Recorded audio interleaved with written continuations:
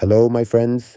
In this detailed lesson, we will thoroughly learn and discover the precise and correct way to effectively enable the useful feature that announces the caller's name on iPhones. So before we move on to the explanation, if this is your first time watching, don't forget to support me by clicking the subscribe and follow buttons, liking and sharing this video with your friends and family. So you simply open the default settings app that is available on all iPhones. Open it as usual and then look for the option labeled phone. If you do not happen to find the specific option clearly labeled phone within this particular section, you should simply scroll all the way down towards the very bottom of the screen until you successfully locate the distinct option that is clearly labeled apps and then proceed to gently tap on it. After that, you will need to scroll down just a little bit further until you are able to find this particular option.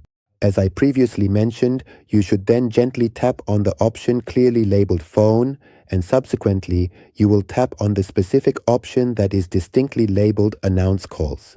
Following that, you will proceed to carefully select the very first available option, which is precisely labeled always.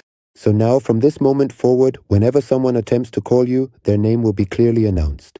However, you need to make sure the caller's name is saved in your contacts. As for random incoming numbers without saved names, the phone will not announce their names or identify them in any way. This means that for unknown callers, the device will not provide an audible name announcement. If you've made it this far, don't forget to check out this playlist.